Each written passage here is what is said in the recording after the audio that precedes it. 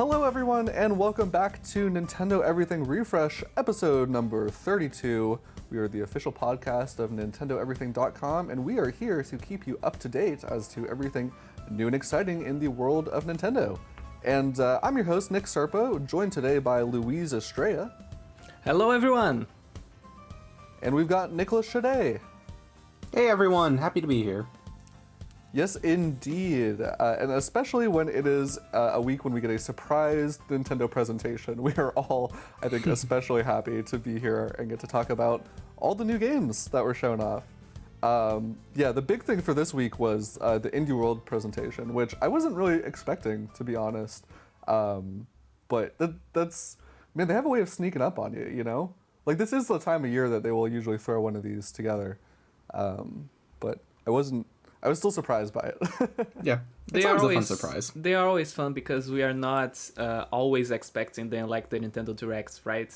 When a Direct comes out, it always feels as it's been a long time since the last one. Right. But in the world, we are always surprised to see. Right. People are like, oh, it's September, it's time. And then in the world, people are like, oh, okay, cool.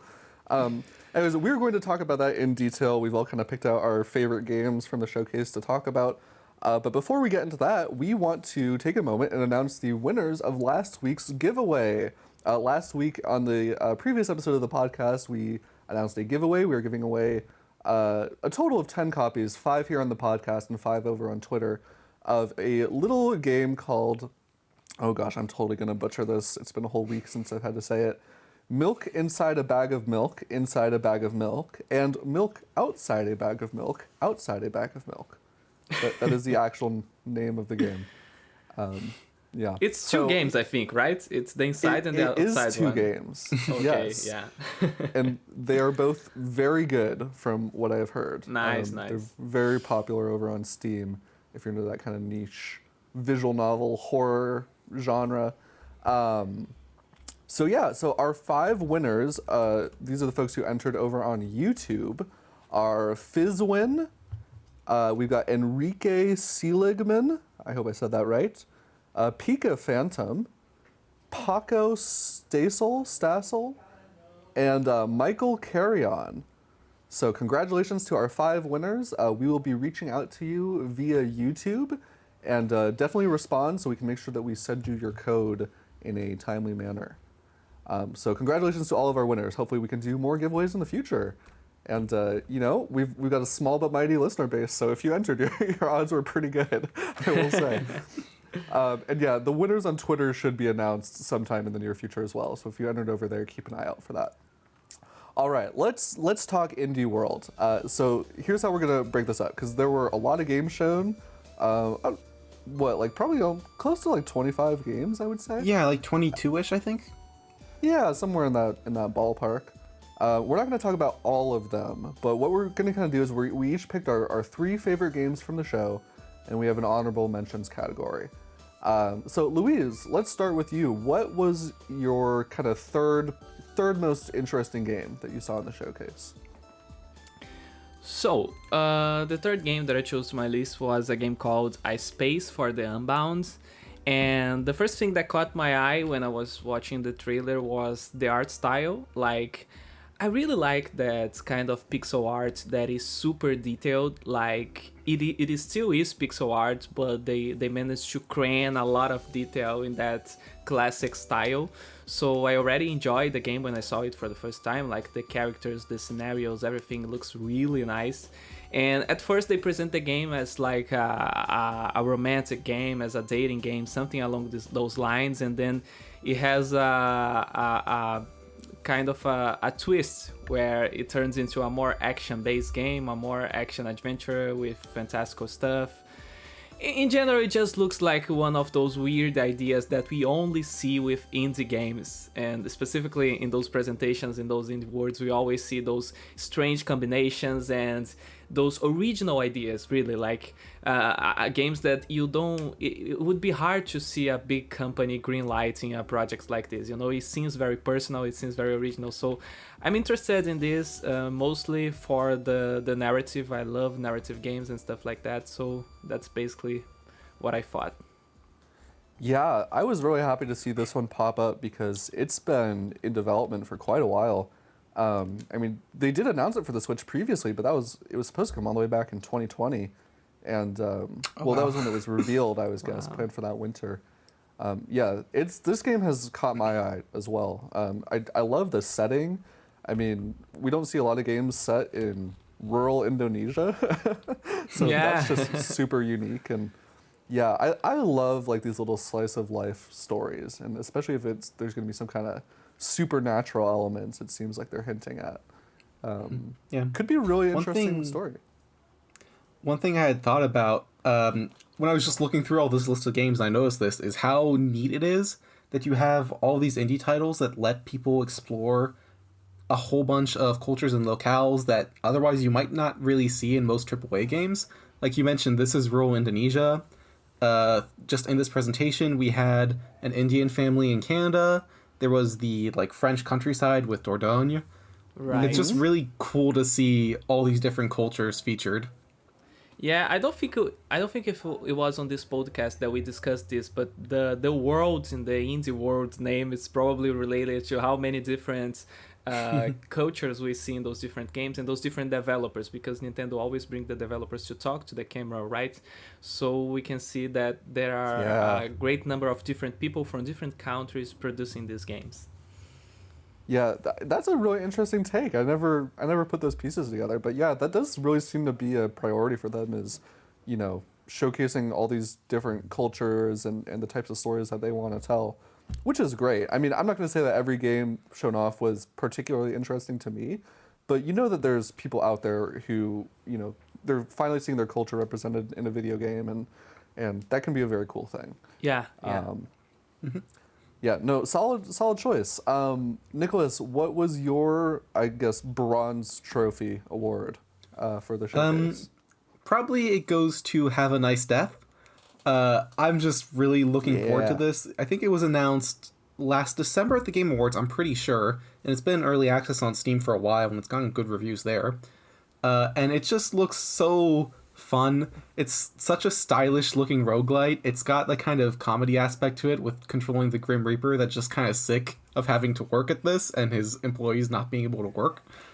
It also just looks so nice on Switch, which really surprises me, because when they initially showed the game, it looked, you know, it's an indie game, but it still looked relatively very polished in terms of the effects and what it was doing. And in this trailer they showed off for the indie world, it still looks really, really solid. Like, it is probably one of the nicest looking indies I've seen in a little bit. Oh, yeah. Yeah, they've definitely elevated the animation from what was originally shown off. It looks so fluid. Like, it is honestly a little shocking. I mean, it's just so stylish. This is the kind of game that you can look and you can just tell that it will become an indie darling, right? Like Hollow Knight, like Hades. It's like the kind of game that usually has all those elements that those great indie experiences have. I'll be honest, I loved the visual when I saw it for the first time, but I was a little disappointed when I discovered it was a roguelike, just because I'm not a super fan of the genre. I was expecting like a Metroidvania, something along those lines, but the action still seems to be amazing, and I think usually the combat is one of the most important elements in a roguelike, so still excited for the game. Yeah, I don't tend to play a whole bunch of roguelites, but this is definitely one I think I'm going to make some time for. Yeah, I'm with you guys. I'm not a big roguelike fan just because I find they can often get repetitive, but this game just has so much variety and so much style from what they've shown that I'm like, okay, I don't think I would be bored playing this. This looks like a great time. Oh, yeah. Yeah, no, that was a great choice. I think my bronze award, and I mean that in high regards, like bronze award, think, oh, third place, but no, like there were a lot of great games shown here. This was when I actually got to preview back at Summer Games Fest Playdays. It's called A Little to the Left, and it's actually out now. This was one of their shadow drops from the Indie World Showcase. And I've talked about this one a little bit before. I mean, I love the idea of these bite-sized, almost WarioWare style puzzles that are just around like organizing things and like tidying things up and making everything neat and straight, and you know, it's interesting, and it feels very tactile to play. I think was the big thing that surprised me. Like, I think it comes down to like the sound design and just the way that everything sounds when you're like shuffling books around and putting them into place. It all makes it feel really good. But one thing they didn't talk about in the Indie World presentation that makes me really excited is they have a feature in this game where after you, it might be after you beat it or just in general, but it'll actually generate new puzzles for you every day. Like it has like a daily puzzle thing. So I could really see that being adding a lot of value to the game. And you know, if it really clicks with you, you could jump in every day and have just a quick little thing to do. Yeah, that is really neat. It's a cool concept, like doing your daily crossword. Yeah. Kind of. It has was that one of spirit. Yeah, and I've always loved it. Like, there was a similar feature, maybe it wasn't every day, but I think like in the Picross 3D games where you could download more puzzles from the internet. And I was like, oh, like I always love stuff like that. But yeah, I mean, they already had me in the concept with like how you have to rearrange stuff. But when they show that there's a cat who randomly appears and ruins the puzzle, I just love the idea. I just think it's really creative. Yeah, very realistic. Yeah. For that. All right, Luiz, let's toss it back to you. What is your second favorite game, your silver award? Also, the second game that I chose for my list was, it's called Once Upon a Jester. And I think it was one of those games that really caught my attention in the presentation, because it was like one of those games in the indie world where they showed the actual devs talking about the games, and it's just you see the devs talking about it, and it just feels like it's a game that these guys actually made it because it has their personality, it has their style, and they are putting everything that they have in it. If I'm not mistaken, they're actually a band, so they are putting all the music that they have, all the stories that they share and stuff like that inside the game. I do not fully understand how it works, if you can actually create the story, if the game will give you options to create a story, how it actually works, but I really like the voice acting that they show in the trailer and how stuff play out, and it just seems like a fun and really funny game overall. Yeah, the voice acting was actually the one thing with this game that I was like, so I think it's them. I think it's the developers. I think it's their voices. It just feels like a lot of friends in a room recording. Yes, it is very, very much fits the indie definition.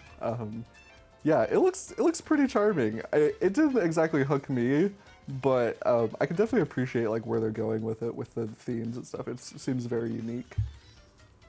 Yeah, I think this one's already available also, just like a little to the left. So if people are interested, and it is really cheap, at least here in Brazil. I think in the US it's also really cheap. So it's a game that I'll probably try out. Yeah, no, that's awesome. Nicholas, what is your silver award going to? It's gonna go to Rogue Legacy 2. I'm just super happy this is on Switch now. I don't remember when it was announced, but it's released on other stuff already. And I really enjoyed the first Rogue Legacy. I don't think I ever fully beat it, but it was such a fun game. It was one of the first roguelites I really kind of just dug into. I even started replaying it a little bit because of this announcement. So this is just super fun. The game's already out. I haven't picked it up quite yet because I want to play a little bit more of the first one, since this one apparently is just an improvement of that game in like every respect, according to what I've seen people say online. Yeah, that's what I've heard. So I'm gonna play the one that might be a little bit weaker first, so you know that way I won't have a problem going back to it in the future. But yeah, I'm just super happy that this is on Switch and that it's portable and easily accessible like this, and I'm definitely gonna pick this up in the coming weeks.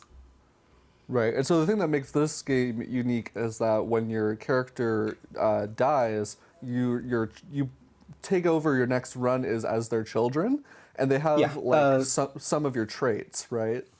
That's the main draw to the game, is it's this super long legacy of characters where you're going to have characters share genetic traits that affect the gameplay. So you might have a character that can only see everything in monochrome, or you might have a character that is tiny and that will affect their hitbox.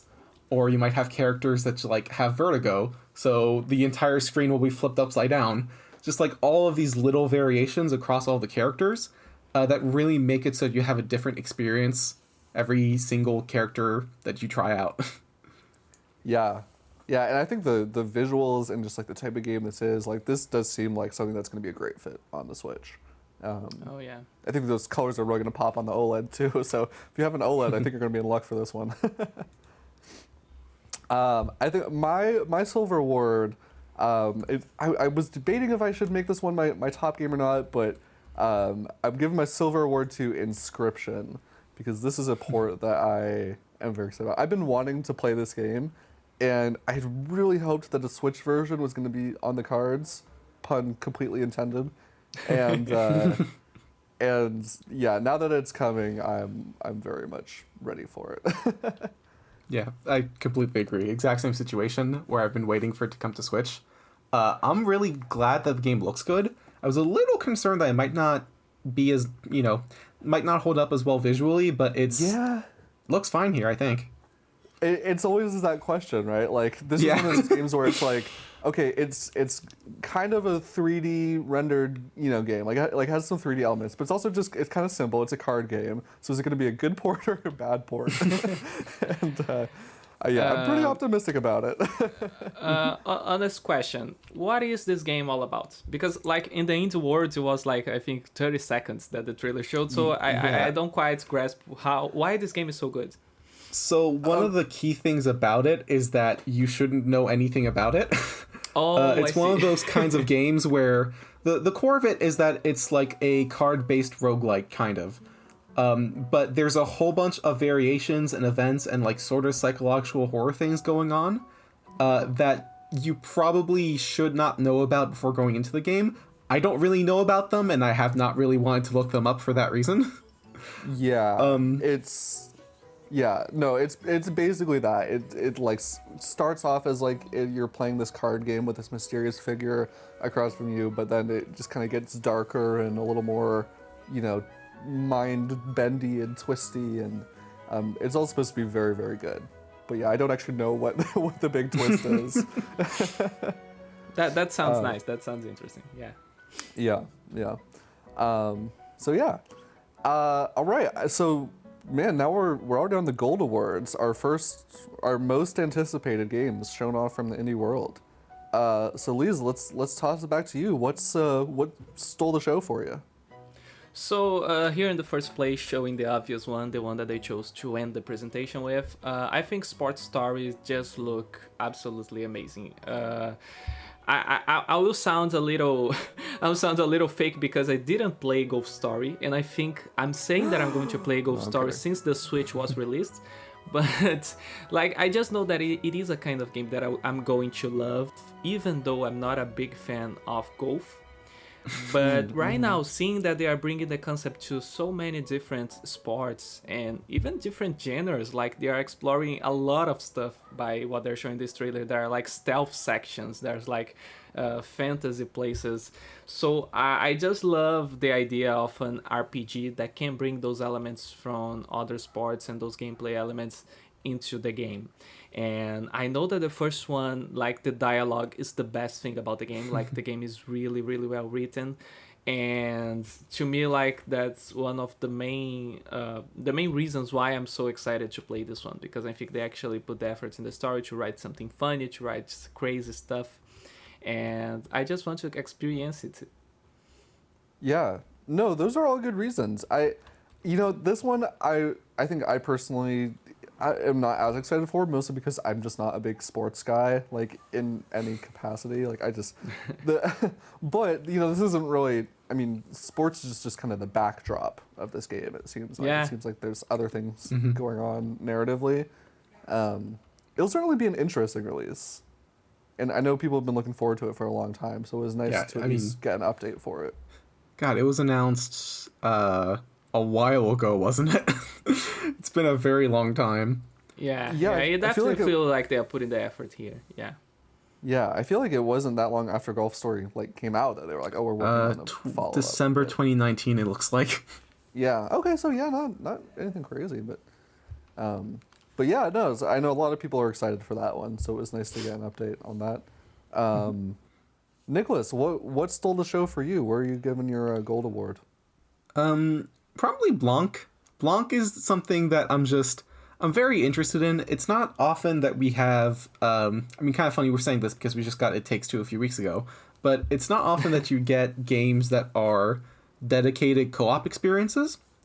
That I don't feel like that's an aspect of gaming that has really been explored that much.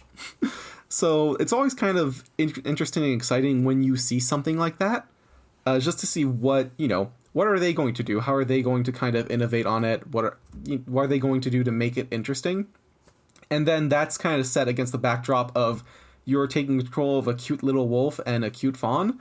And I mean, like, I don't know what else I need to say to sell people on that. Yeah, no, this is a great point about, like, when people think of, like, these games designed for 2 players, people think, oh, It Takes Two, but that is kind of like the big, I think, maybe one of the only games that, like, really comes to mind as being, like, I don't know if this one is co-op only. I think you can still play it single player, can you? Or is it only co-op? My understanding was that it was co-op only, but I might be mistaken. Okay. Maybe they have something like the AI control the other character or something like that. I'm not sure also. Yeah, I'm not sure. But yeah, I mean, at the very least, like, yeah, that art style and just who doesn't want to play as a cute little animal? Yeah. Yeah, definitely. Yeah. The game looks absolutely beautiful, and I just want to compliment what Nicolas was saying because I was playing It Takes Two. I'm still playing It Takes Two because I can only play when my girlfriend visits me, so it's usually on the weekends.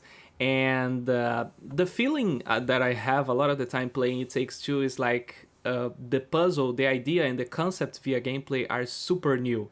And I think they feel new, they feel original because it's a territory that has not been so explored yet. Like, there's tons of ideas with co-op gameplay that have not been explored yet. And I think Blank is like adding to that territory. So yeah, really interesting game. Yeah, and it's coming, right in winter, so it kind of matches the theme. It's coming February 14th. So could be a good little Valentine's Day activity for all you gamers out there. All right, I think this one is not going to be a surprise to most people because I think it stole the show for a lot of folks. But my most anticipated game that was shown off was Pepper Grinder. Like, man, that game. Maybe it's just the way they showed it off, but that trailer just starts and you're just like, okay, you have my attention. People are comparing it to a modern day version of Drill Dozer. So you control this giant drill and you're just like blasting underground and then shooting up through the sand and drilling into enemies and shooting through the air. It looks so fast and very fun, and it doesn't look like it's going to be like overwhelmingly difficult. Like I think a lot of games in this kind of fast-paced 2D platformer subgenre have turned into, but yeah, it's the flow of it all. I think is what's really interesting and exciting to me. Yeah, it was very clear why this was a Devolver published game as soon as they start showing it.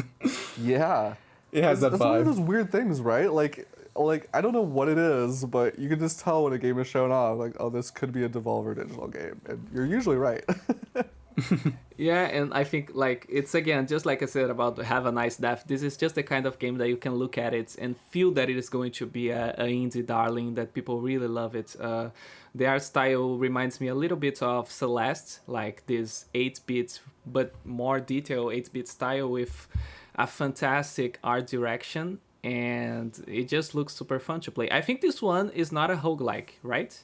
I think it's a 2D platformer. I don't believe so. I don't think it is. No, I think it's just a nice start end game, which feels right it for just something looks like amazing. this. Yeah. So overall, I mean, man, a lot of great stuff in this Indie World Showcase. It was only 25 minutes, but I think it was a pretty jam-packed 25 minutes. Although I do think, as much as I am interested in the developer interviews, I think some of them might have gone on a little bit too long. But overall, I mean, the games that we were shown, I think it was a really good showcase. Now, we do have some honorable mentions to shout out here. I think these are games that we were interested in, but didn't quite make the cut in terms of being at the top of our lists. I think for me, that game would be Curse of the Sea Rats. You know, it looks. I mean, so for those of you who didn't watch it, it's a very like stylish kind of 2D. I want to say it's a Metroidvania style game. Yes, it is. So it's a Metroidvania. It's a side scroller. It seems like it's got some story elements in it. It's kind of got this hybrid 2D, 3D art style that looks kind of unique. They didn't show a ton of it, so I think this came up in the highlight reel towards the end of it. So there's not like a ton for me to get excited about, but like on paper, I'm like, yeah, I could enjoy this. This looks like it could be a good time. It's a pirate-based mouse Metroidvania, which that alone is, pretty unique. Yes. Oh, yeah. They're calling it a Ratoidvania in their marketing, which sounds like a bit of a stretch, but I'll give it to them. I also think it's multiplayer from the looks of it, which is also not something you see very often with a Metroidvania. Yeah. No, there is co-op, which I mean, yeah, you gotta love that. Luiz, what about you? What was your kind of honorable mention of the showcase? So the one that I just want to give an honorable mention is Goodbye World. It was shown right at the beginning of the presentation, and just as I said about my third place, the art style and the narrative are the ones that are really catching me here. It is kind of a meta game where the game is about making games and stuff like that, which I also like. There's even showing playing a game that is incredibly similar to Kirby that they are showing the game, which is probably a reference. And from what I understood, seeing the description, is more of a puzzle game. So I think you actually follow the story and solve some puzzles. But in general, I like the concept, I like the idea, and I'm interested in seeing more. Yeah, it's certainly unique. Like, I mean, we've seen some games that have played around with this meta narrative concept before, but like playing through the game developer's game as they're trying to make it as part of the story is interesting to me. Yeah. There's a lot you could do Same. with that dynamic. All right, Nicholas, what about you? What's your honorable mention for the showcase? It's going to be Storyteller, because I'm still not 100% sure how much game there's going to be here, but I really like the concept of it. Where basically you have this storybook, 6 panels in front of you, or I think up to 6 panels, I'm pretty sure it's variable, and you decide where you're placing the characters and events in each panel to determine how the story goes. And that's just, it's a fun little interactive concept of how do you want to build your story. And I think you're supposed to fulfill certain objectives and certain endings for each story, and that's how you progress through the game. I'm not sure how much game there will be, because it still seems like a concept you could exhaust pretty quickly, but it's fun. It's fun seeing the vampire die instead of him infecting the princess, or, all these different variables you can have in the stories. Yeah, it looks really fun to see the different outcomes. I don't know how much freedom you'll have, but looking at the trailer, the idea is neat. It's my understanding is that it's more of like a puzzle game. So like you're given this prompt and you have all these different pieces, and it's kind of up to you to figure out, like almost like Scribblenauts in a way was the thing that came to my mind. Like, okay, how do you meet these criteria in like a creative way with the pieces we're giving you? So yeah, it seems like an interesting experiment for sure. Yeah. But yeah, so those were our highlights. Obviously, a lot of great games shown off in the indie world, more than we have time to talk about. So if you haven't watched the showcase, do yourself a favor, set aside 25 minutes and go watch it, because you might find some other games in the showcase that you're excited about that we haven't mentioned. So yeah, let us know down in the comments what was the games that you were most excited about from the showcase. All right, let's switch gears here, because we have a lot of other news on top of the indie world to talk about. So it's that time of the year where Nintendo comes out and they give us all just a little glimpse behind the scenes into things that are going on at the company. There was a lot of like information this week about like the games they put out recently, and console sales and things like that. And not all of it is exciting, but there are little tidbits here and there that I think could have some pretty big ramifications for the future. And the first one I just want to shout out here is so Miyamoto himself, the man that I think a lot of people associate first and foremost with Nintendo. He answered a question this week about backwards compatibility, and basically what he came out and said is that, you know, backwards compatibility is much easier for us to accomplish now, but it's not their focus. So here's his quote. I'm just going to kind of sum it up. He says, in the past, we built a service called Virtual Console. So they remember it exists. Oh, God. He mentioned it. He mentioned it. In terms of compatibility, you know, visual content has an advantage because it can be enjoyed continuously. I guess we'll skip over that part.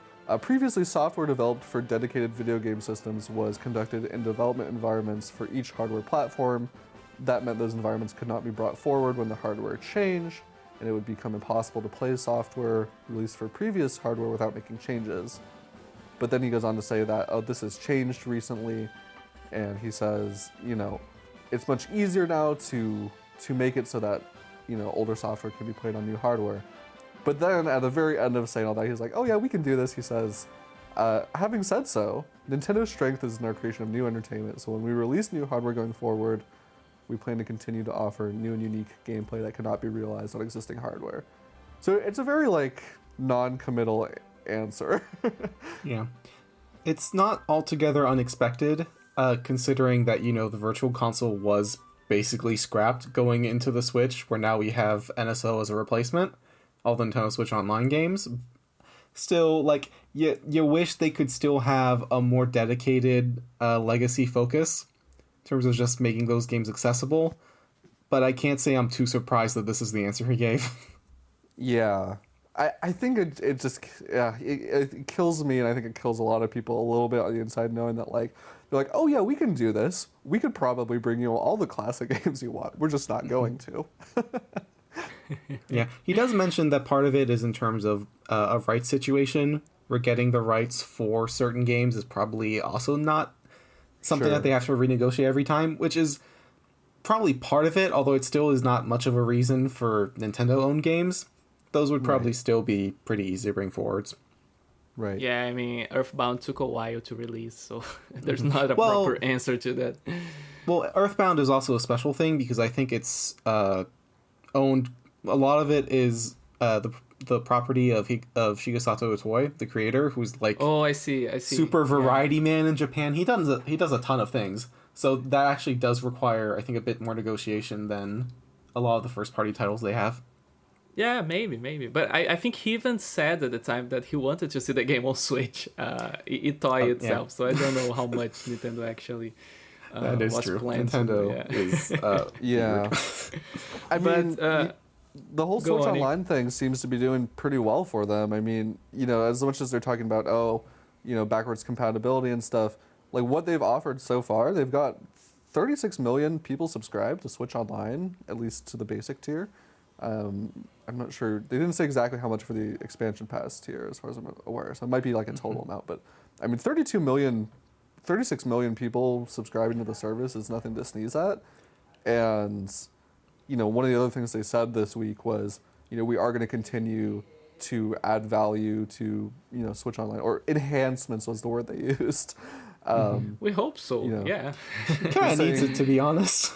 It does. I mean, because the money that they're making off of this, it's probably more than enough to pay the servers. And let's be honest, the servers that Nintendo use are not the best. I see a lot of people still having issues with Splatoon 3, which I found to be just inexcusable. But they still have a lot of room to improve, right? Not only on the online stuff, but also on what they are actually offering. And considering that they have a premium subscription right now, I think they have to keep adding to that stuff. And but the thing that I want to say, related also to what Miyamoto was saying, is that he's saying that Nintendo is always creating innovative stuff and always different gameplay experiences, and that may be pointing out to a Switch successor that is not exactly just simply a Switch 2, But I also think that the online capabilities and the Nintendo Switch online servers, it's something that can tie the next console, right? I think when the next console comes out, you will not have to wait again to see Super Nintendo games, to see Nintendo games being released the same way that it happened with every Nintendo console so far since the Wii, right? Seeing all these games releasing again. I think, yeah, I think the subscription is a way to tie the generations and to always keep the same, offering the same stuff with the subscription, and the subscription being available for the next console, right? Yeah. But I hope that the Switch 2 is not super crazy also. It's a completely different console. Yeah, I mean, it's hard to pin down, like some of their comments imply, like, in that same thing where they're talking about the Switch Online membership, they say, we consider Switch Online our initiative to encourage our users to continue to enjoy Nintendo Switch for many years to come. Yeah. So that kind of implies that, like, okay, the Switch still has a couple years left in its lifespan. I don't know how many qualifies as many years, but yeah, like, what does that mean? Like, are we 17 stuck with the Switch for a while? Are we gonna see? They've expressed, like, we do want to carry forward this Nintendo account system in the future. That's kind of been our plan all along. He says that they will be connected to next generation platforms.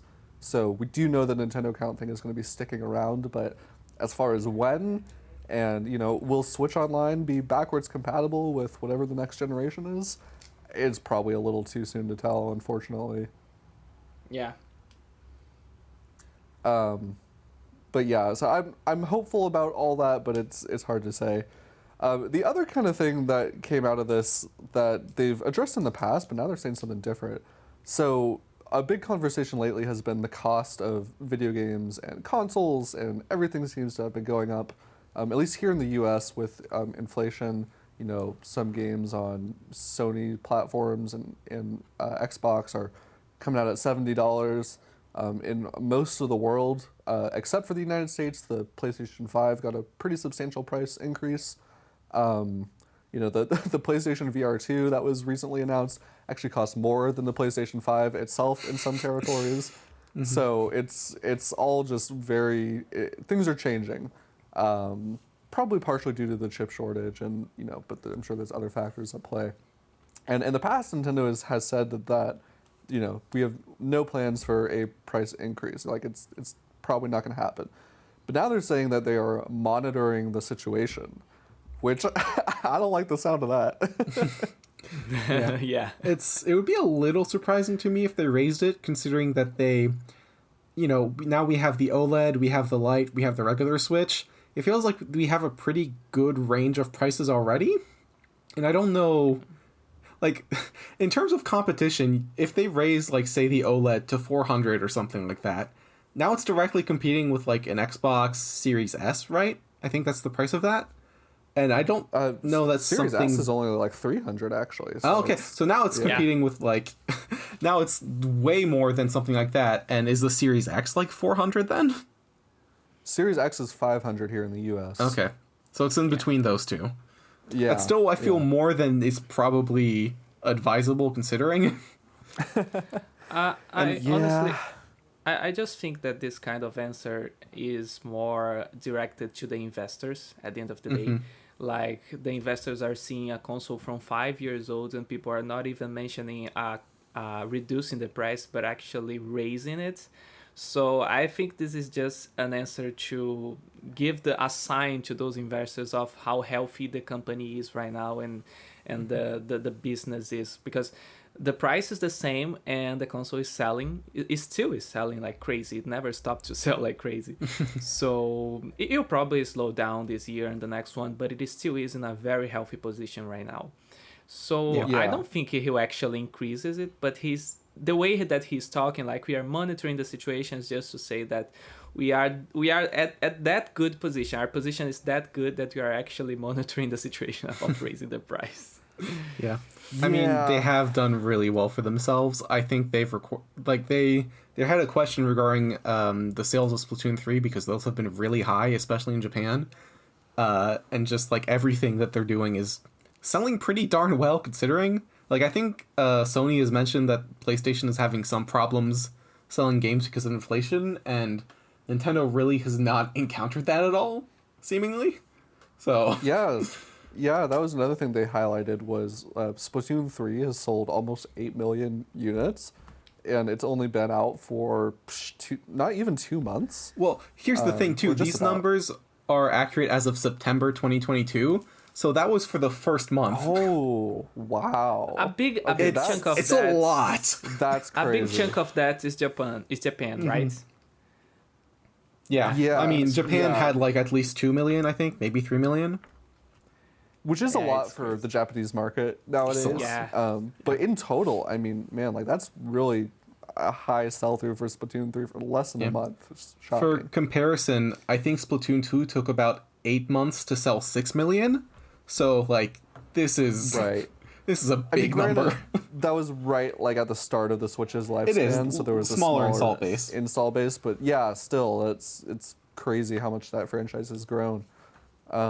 Yeah, and even Xenoblade 3, that game has sold about 1.72 million, which, you know, is not up there with the big boys of Nintendo, but is I think one of the better selling games in the franchise, if I'm not mistaken. I mean, Yeah, it's Go on, Nicholas. outsold Xenoblade Definitive Edition at this point. I think the last reported numbers for that were 1.68 million. Okay. And it's well on pace to outsell Xenoblade 2. Xenoblade 2 is currently around like 2.4 million, but it took a while to reach like 1.68. Right. The Like, DLC it helps took a lot. about it took like 8 months after that to reach like about the number that Xenoblade 3 is at. And like Luis said, DLC, there was the Smash character, there was a lot that Yeah. kind of boosted it that Xenoblade 3 could still get because it still has the big DLC campaign coming next year. So I definitely think we're going to see this game be the best-selling game in the franchise, and I think by extension the best-selling game Monolith Soft has produced, which is really exciting. Yeah, Yeah, I think I feel like if we look, just talking about Xenoblade, if we look from the perspective of a JRPG, a lot of JRPGs would love to sell numbers like that. It's a level that only games like Fire Emblem, like Xenoblade, like Persona 5, Final Fantasy, a few JRPG series actually reach numbers above 2 millions, which Xenoblade 3 is actually on the way to reach, which is impressive. Yeah, I feel like a lot more people were talking about Xenoblade 3 around the time of its release compared to Xenoblade 2. And I'm not entirely sure why that is. Maybe it just came down to better marketing. You know, maybe more people have gotten acquainted with the franchise at this point. But yeah, it still feels like, you know, I mean, granted, I'm being a hypocrite. I haven't played it myself yet. But I've got some homework to do for that franchise before I do that. But yeah, I feel like this is going to be a sleeper hit, and I hope more people play it because I've heard nothing but great things about it. Yeah. I think the Game Award nominations are going to be up by the time this podcast is posted, and with any luck, Xenoblade 3 will have received nominations after 2 got completely snubbed and Definitive Edition didn't get anything either. And if it does get nominations, I'm hoping that will help bolster sales further. Just to point at the moment, the Golden Joystick Awards already has the Xenoblade 3 is on the run for a Game of the Year in that. So, and I'm pretty sure the TGA will, because in an interview to the Kids and Krista podcast, Geoff Keighley actually mentioned Xenoblade 3 as one of the possibilities, which is crazy to me because I never expected him to actually acknowledge the series. So yeah. Well, let's be real. Do you think Geoff Keighley has really sat down and played Xenoblade Chronicles 3? I can't pick. Never. He should. I don't think so. He's a busy man. I don't think he has time for a 100. I'm not blaming he he either. It's his choice. he tries, yeah. But yeah, so yeah, lots of exciting things going on in the world of Nintendo lately. Lots of interesting things happening inside the company. One more quick thing I want to mention, mostly because this is just interesting to me. So even though Nintendo's mobile games have done pretty well, I would say, I mean, they have like 800 million downloads in total. I think that's a pretty impressive number. They haven't been putting out a ton of mobile games like lately, like not a lot of new releases, but they did announce that they are, I guess, going to be working more closely with their development partner for the mobile games, DeNA, or DeNA, I think is how you say it if you want to be correct about it. They're forming what they're calling like a joint venture company, And we don't entirely know what that means yet, but it basically says that they're going to be helping out more with the digital side of just how Nintendo operates, implying that they might be doing some things with like accounts and, the future of Nintendo's digital output and how games are distributed and all that. So we don't really know what that means yet, but it seems substantial. And I wonder if this means we're going to see them putting out fewer mobile games than they even have been recently, if this is now the new way that they're working together. Right. I think they're responsible for Mario Kart Tour and Pokemon Masters, if I recall. Fire Emblem Heroes, I think, is Intelligent Systems, and Dragalia Lost is dying, but it's side games. Right. So, like you said, it is funny that we haven't gotten too much else on the mobile front. I wonder if they've kind of just... They've settled on Fire Emblem Heroes as their cash cow, and now they're just kind of, coasting it out. It kind of seems that way. Yeah, I think the first game that they partnered together on was Super Mario Run, and that was kind of landed with a bit of a thud, compared to by Nintendo's expectations, I guess. Like, people liked it, but I think the great expectation that Nintendo had for their mobile games was that the mobile games would actually bring people to their consoles. Like, it would be almost like a marketing stuff. And I don't think that actually happened a lot. So I think at the moment they are considering if they should still work with stuff like that, if the profit is enough reason to keep releasing more mobile games. And I don't know the answer to that. They are probably thinking about it, but this partnership with DeNA is definitely interesting, and we'll probably see something coming out of that. Yeah. It was interesting to learn that apparently they have been, like, this was one of the things they mentioned when they announced this, is that Nintendo and DeNA, when they started working together, that they actually collaborated to develop, like, the Nintendo account system. So I didn't realize they played such a big role in that, and it seems like they wanted to do more of that kind of thing. Yeah, it makes sense that they would partner for that kind of angle, like the whole digitization and like customer interaction. Yeah. But yeah, anyways, that new little company is called Nintendo Systems, which is a nice mysterious name. And, yeah, I guess we'll see what comes of that. I'm sure it probably won't be this big public thing. Like, I don't think we're going to see them in the Nintendo Direct or anything, but just an interesting behind the scenes thing. Seeing Nintendo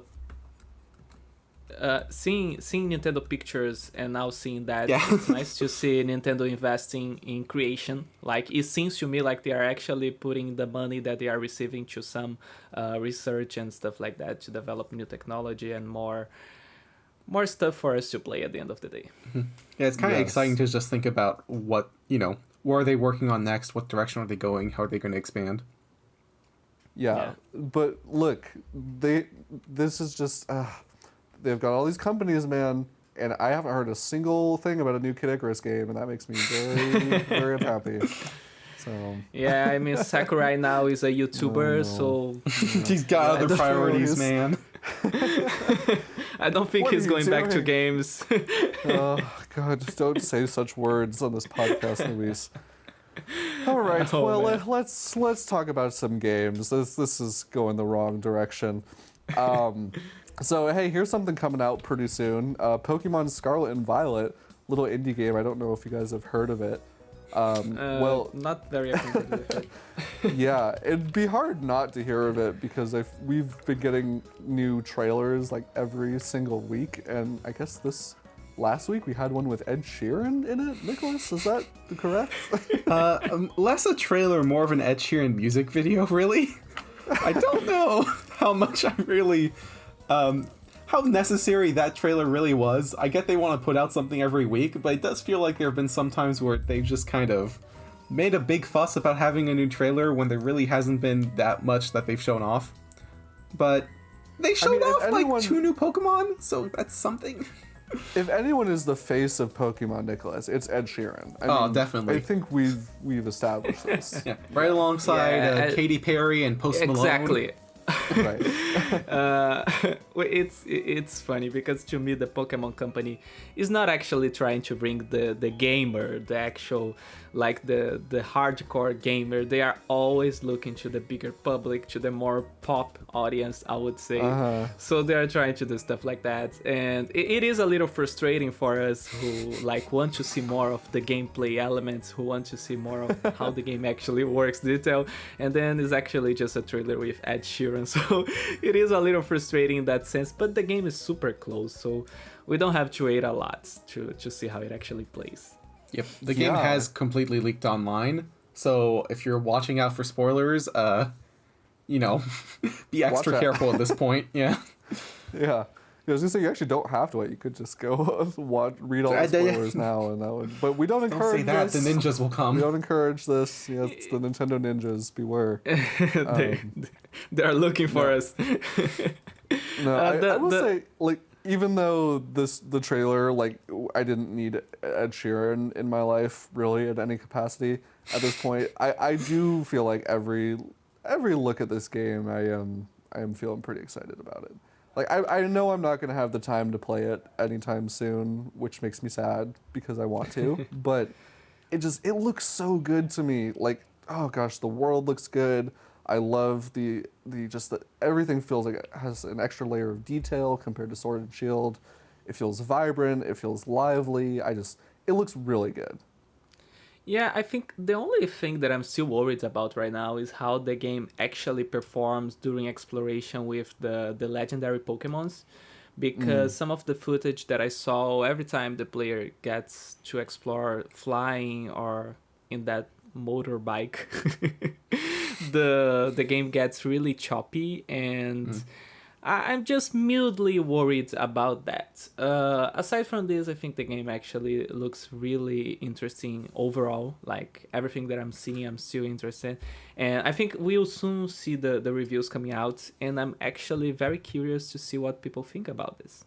Yeah, and I mean, Luiz, I gotta just say, counterpoint, your concerns. I mean, the counterpoint is that you can make sandwiches for your Pokemon. I mean, I think that should. Oh yeah, now you got me. Yeah. I mean, let's not pretend like the sandwich making was polished either, though.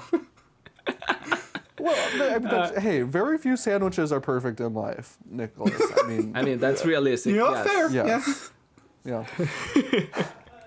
Anyways, I'm sure we will have more to talk about with that game in the next episode. I don't know who on our staff is reviewing it, but someone on the site is reviewing it. And once the game is out and people are talking about it more, we'll have more to say. We are planning for a whole podcast about the sandwich in the game, so look forward. Oh no! Yes. Yeah. In the meantime, let's talk about another Nintendo franchise. So as we all eagerly wait for the next Legend of Zelda game, there have been some fans over on the Lego Ideas website who've been trying to get a Legend of Zelda sets made. And for those of you who aren't familiar, Lego Ideas is this. It's really cool, honestly, if you're a fan of Lego. It basically is a platform that allows fans to make like their own custom Lego sets and then pitch them to Lego to have them turned into real sets. And this has turned out some pretty cool stuff in the past. I mean, we have gotten some licensed things. We got like there was like a Ghostbusters, like the Ghostbusters car. I think that came from a Lego's Idea set. Was Minecraft from that too? I don't think that was a Lego Ideas thing. I think that was just like a partnership they had. But I could be wrong about that. There have been some pretty big things that come out of it, though.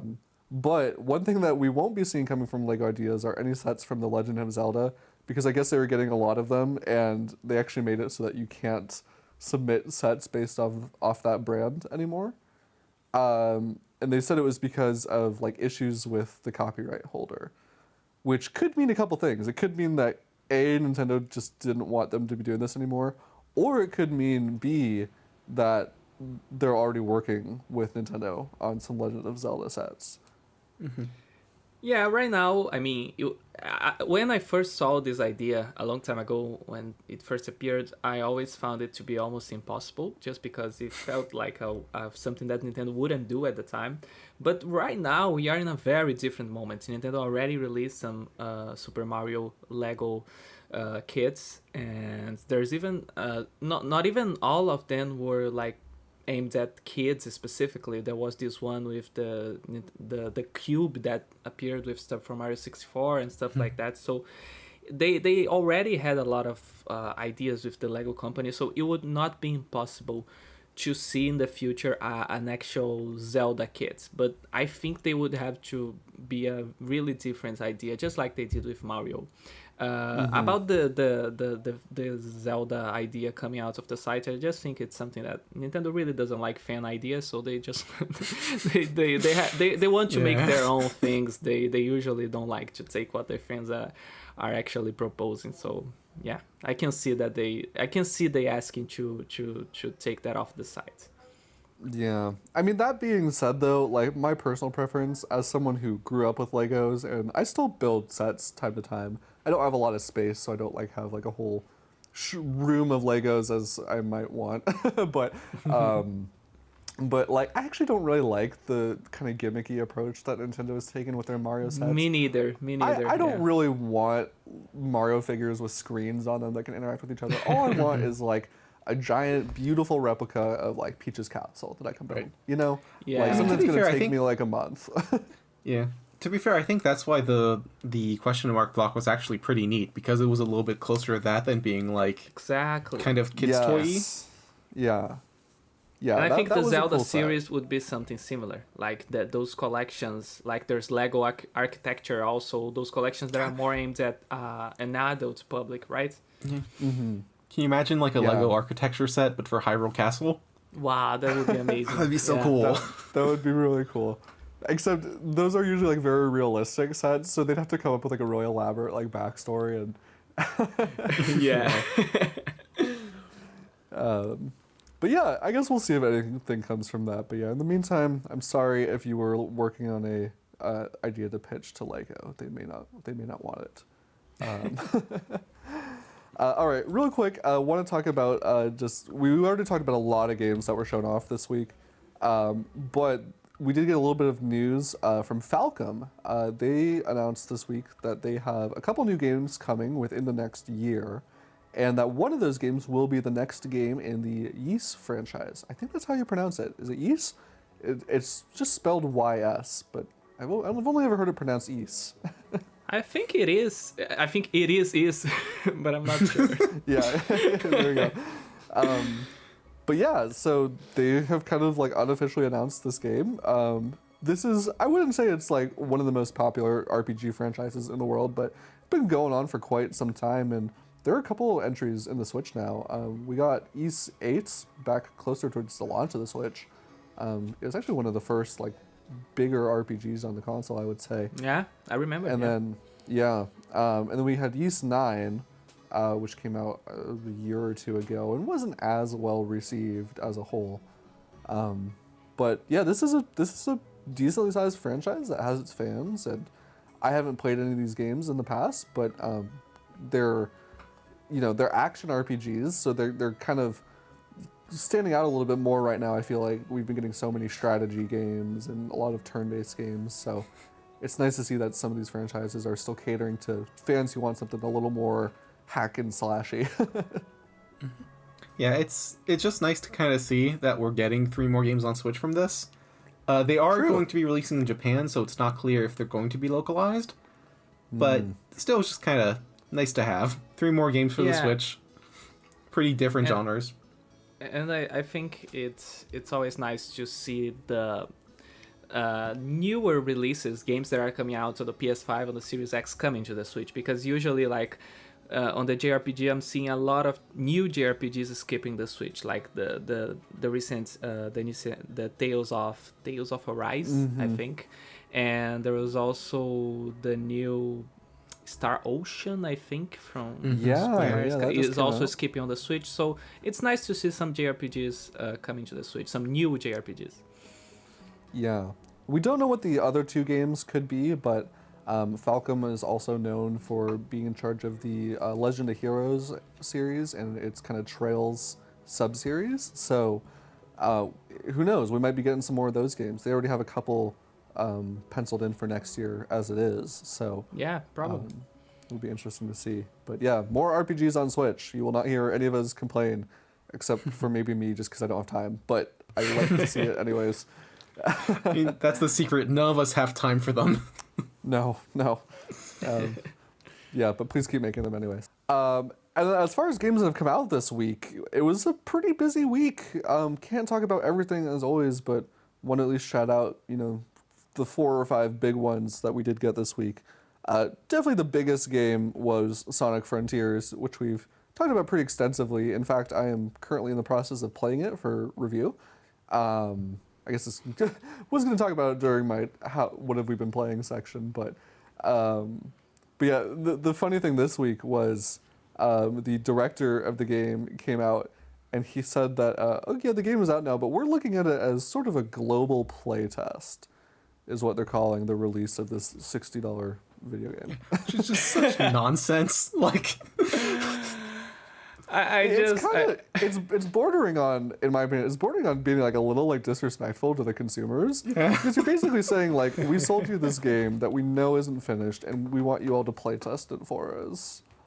Like, I don't like it. Listen, I just want to make a small defense because this director, he gave some interviews before, and I just feel that he's a very nice person. Like, he's very, I would say he's so humble to a point that sometimes stuff like that can come out and sounds a little weird, but I think he's being like honest. Like a little too much, but I think he's being honest, right? Mm. And maybe the issues with why the game could be unfinished is not actually on the developers, but more on how Sega is actually giving resources to the team or giving time for them to develop a lot of the time. So I usually don't blame the developers for how the game came out, right? But yeah, I think this time he actually has gone a little too far with what it's just a very silly statement.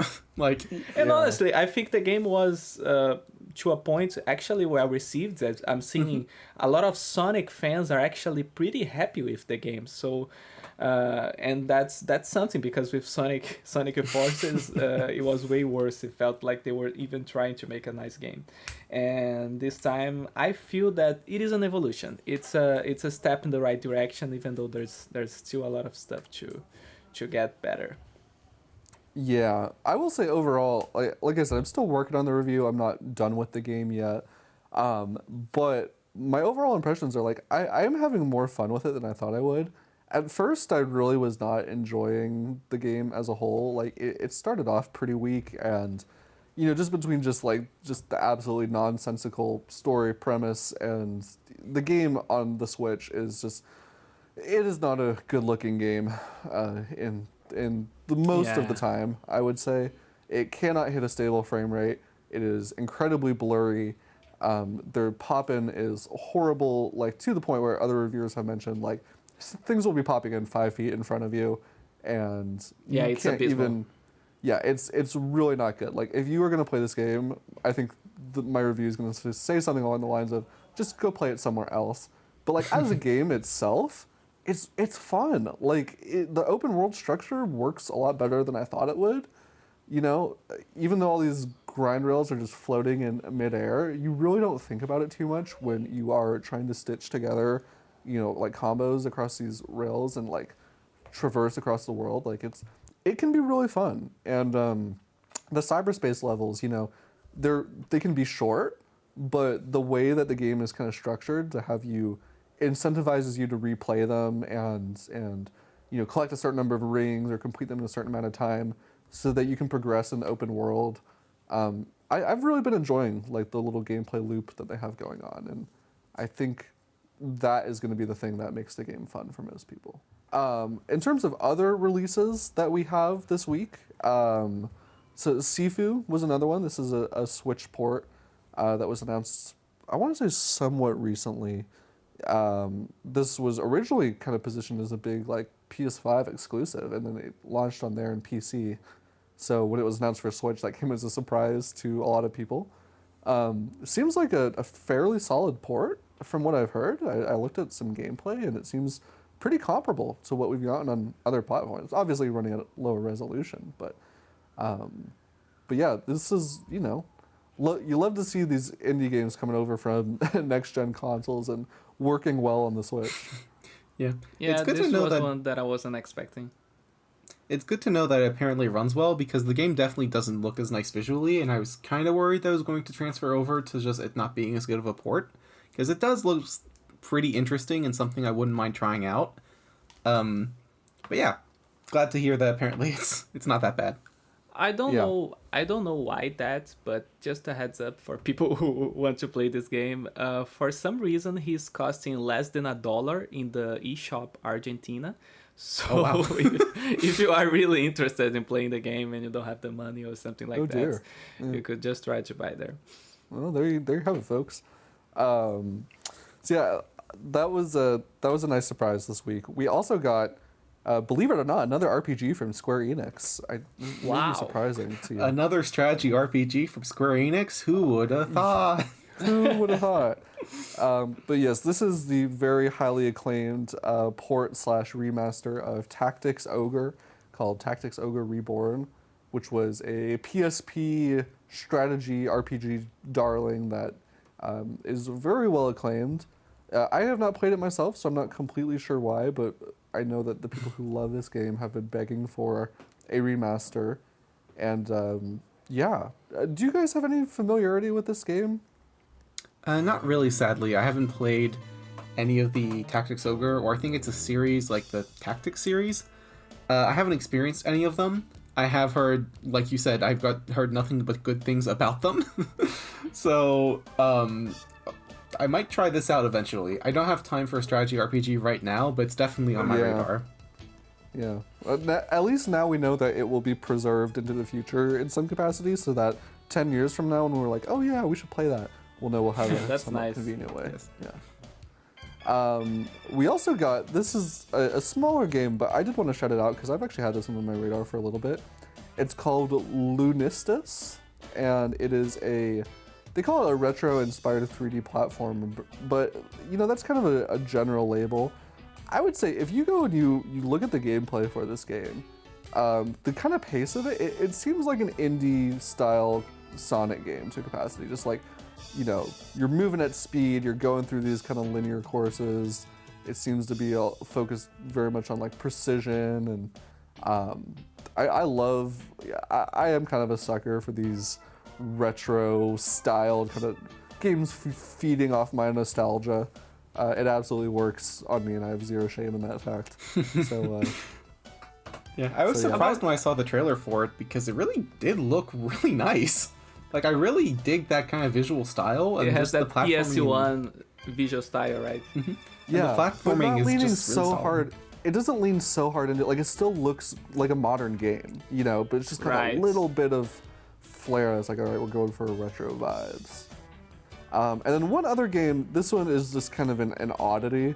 So back when the Oculus Quests first came out, and they were trying to put all kinds of games on it, one of those games was a Jurassic World game called Jurassic World Aftermath, which was like a first-person survival horror game set in the world of Jurassic World. Like, you're literally like hiding in lockers and stuff as velociraptors are hunting you down, and it was actually supposed to be pretty scary in VR.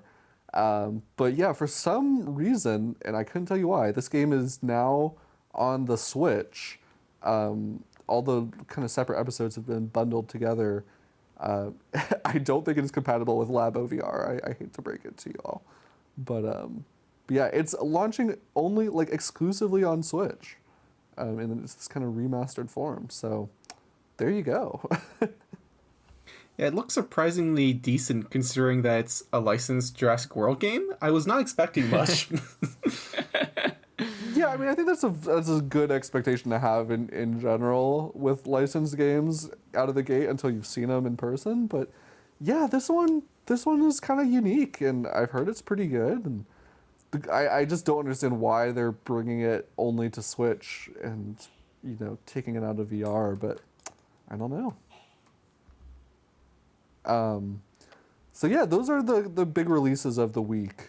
And thank you, as always, to everyone who has gotten to this point in the show. We really appreciate all of our small but mighty band of listeners. And we're just about to wrap up, but before we go, let's talk about what we have all been playing this week. I kind of already cheated and went ahead and talked about Sonic Frontiers, but Luis, let's start with you since it's been a minute since we've had you on the show. What have you been playing these last week or two? As I mentioned before, I was playing just this weekend. It Takes Two. I was still playing it. The game is way bigger than I expected, so it will still take a while to finish, I think. But the main one that I want to talk about that I was still playing this week, I just finished it recently, was the Spider-Man Remastered on PC that I was playing. And overall, just an amazing game. I think probably one of the best games that I've played this year with Xenoblade 3. It was just a great experience overall, such a fun open world experience. I did a lot more than I was expecting with these games. I did a lot of the side quests, a lot of the side content, just because it's so fun to swing by the city, controlling Spider-Man. And the story is not like absolutely amazing, like something to the level of other Sony games like The Last of Us or the recent God of War, but I think the story is good enough for the game. Like in the concept of the game, it works really well. We have a lot of dialogue that Spider-Man has while swinging in the city. Like he's always talking with MJ, or you're listening to the podcast of J. Jonah Jameson, and it just makes the gameplay so dynamic because you're always like you are playing, but you're always listening to the story, to the dialogue, to the context, and I think it's really well integrated. By the end of the story, I was just having a blast, and now I'm really looking forward for the. I'm going to play the Miles Morales that is going to come out on the PC, but more than that, I'm really looking forward to the second one, to the sequel. Yeah, man, that all the boss battles in that game are so freaking good, and and as far as what you brought up with like the world building and everything, I don't hear a lot of people mention it, but I really like the how you can go into like Spider-Man's phone, and they have the social media app where you can like read all the things that people are saying about Spider-Man, and like, you know, like you'll go and you'll like stop a crime, and some people will be like, "Oh, thanks, you saved my store," and then other people will be like, "Screw you, you broke all my stuff," and it really adds a lot. Like one of the things that is nice about this game is because in this world, like Peter Parker has been a Spider-Man for a while. Like he's very mature, he's not in the school anymore, so they really take advantage of that in the world building. Like a lot of the stuff that they mentioned has already happened, so he brings back stuff from that has already happened on the comics, and has a lot of references in those social medias, in the dialogue, in the items that you collect. Sometimes he collects an item and he reminisces about it, talks about a memory. So the world building is really like a treat for the fans of Spider-Man. It's really well made. Yeah, no, I'm 100% with you. I'm also very much looking forward to the sequel. And yeah, I do hope you get to play Miles Morales soon, because it's up there with the first game. It just feels like more of that excellent game. Oh, nice. Nicolas, what about you? What have you been playing this week? Nothing too exciting on my end. Like I mentioned earlier, I replayed some Rogue Legacy earlier. Just because Rogue Legacy 2 came out, and that kind of it was scratching that itch. Otherwise, I just really kind of focused down on Splatoon 3 because I've been wanting to get the top rank before the season resets in December, and I managed to do that, so that was fun. And since then, I've just been kind of enjoying the Splatfest because that's been happening this weekend. That's right. The Pokemon one. Oh yeah, is it the Pokemon one? Yeah, it's the grass, fire, water one. Oh yeah. Gotcha.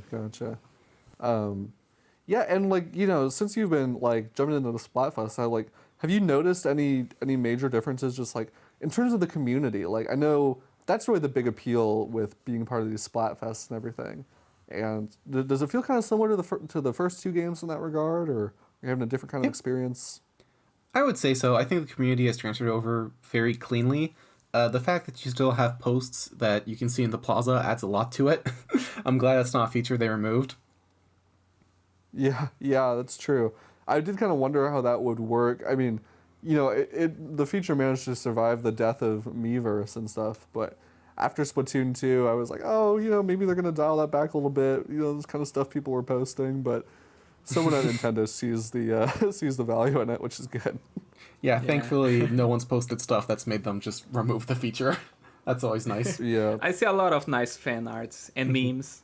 So Yes, it's a always lot nice of to have the memes. future. Yeah. I think currently most people are just kind of, as of recording this, the Splatfest still has like 4 to 5 hours left.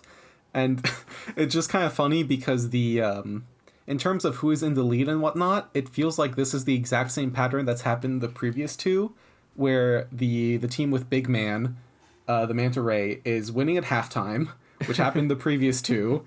And then the previous two, Shiver, the like shark octopus girl, wins at the end. And also similarly Right. to the last one, Big Man also won the like pre-Splatfest little category. So it's like playing out the exact same way. So like talking to the It community, seems like everyone people are is just- like, "Oh God, she's gonna win again." How? Do you think people are just like picking their favorite characters, and that's really what it comes down to? I actually think that's the it's, case. So that's it's probably what I would definitely do. a mix. Like it's not the same character getting the popularity vote every time, so people are voting based on whether it be the theme or the character, whatever their own criteria are. It's just funny that the results seem to be working out the exact same way regardless. Yeah. By that the is really way, funny. Nicholas, a question. I remember when the game released, people were still a little torn on the three teams battles. And how are you feeling about that right now? That we already had some Splatfests. What are your feelings about that? So I do think it needs balancing. I definitely have had a lot more experience with it in this Splatfest than the previous ones. In the first one, I only did like a couple battles, and in the second one, I couldn't even get one because they reduced the rate of them appearing. Right. Here, I've gotten a really good chance. I've done like a dozen of them. It's really different. I've actually managed to win most of the ones that I've done because I figured out a strategy that works, but you have to treat it really differently from a normal fight. Right. And I think it's still something where it's still pretty biased mechanically in favor of the two teams of two. So I feel like you still need something to try and balance it out, because as it is, if every time, every Splatfest, the team that's in halftime will always lose that category because they will always be defending in the Tricolor Turf War and they will always lose that, that's not ideal. That's Right, something I that should see, I probably see. be addressed. I think we still need to kind of experience more, because out of these three Splatfests, we've had the same stage twice, and then the second one there was a separate stage, but most people didn't get to play that one because they reduced the frequency. So we have to see if it's a matter of is the stage just not suited for it? Are the stages they're picking just bad for this kind of format? Or is there really something where they have to change it mechanically? Yeah, it makes sense. Yeah. Can see that. Yeah, I don't know. It's I guess it's always the thing with these types of online games, right? They're always evolving, and some things might change the way players want, and others might just, Nintendo's gonna do what they're gonna do, and but overall, I'm glad you're still having fun with it, and I'm seems like Yeah. overall the community is happy. Yeah, I will say, ultimately, I do think I enjoy the Tricolor Turf Wars. They are a different experience, but it's definitely a kind of thing where you have to be on the ball, and you have to, like, focus 3 times as much as you would on any other fight. It's very rewarding when you get it, but man, it is a mental drain. Yeah. Well, no, cool. I'm glad you're having fun with that. Okay, I know technically that was all we had planned, but there's one more thing I want to shout out real quick, just because I was very excited to see it this week. We got a 40-minute gameplay showcase for the new Harry Potter game, Hogwarts Legacy, and oh my god, it looks so good. I was watching this yesterday. Yeah. I'm so excited. I don't usually looks- pre-order games, but this was one I'm like, I want to play it the 3 days early that I can get on my PS5. I still need to looks see that stunning. running on Switch. I am just Oh, morbidly curious. They haven't shown it off yet, and they haven't even really talked about it. And yeah, I'm not. I mean, I might play it out of curiosity, but my first playthrough is absolutely going to be on PS5 because that just seems like it's going to be the best place to play this game. Yeah, for Yeah. sure. I'm going to play on my Series S also, and I think it's just something that in this series specifically never happened. To see a Harry Potter game receiving so much attention, so much detail, and seeing how it plays, it just feels like a top AAA Western RPG, right? Like a really great RPG, like to something similar to like The Witcher or even Skyrim to that note. So I'm really excited to explore the worlds in this game and to actually play it. I think it comes out on February, right? Yeah, it was delayed, so it's not that far. Yeah, I was a little upset about the delay, but it's really not that far away now, and I think I can make it through. But yeah, I am going to be dropping everything to play that game when it comes out. All right, well, folks, that is our show. Thank you so much to everyone for listening. This has been episode 32 of Nintendo Everything Refresh. If you like what you've been listening to, please spread the word. We are a small but mighty podcast, and we want to spread the word about what we're putting out every week over here. So thank you to everyone. We're on all the major streaming platforms. So if you're listening to us over on YouTube, you can also check us out over on, Spotify, Audible, Google Podcasts, Apple Podcasts, you name it. We are pretty much out there at this point. And yeah, we will be back at you next week with everything new and exciting in the world of Nintendo. Thanks so much.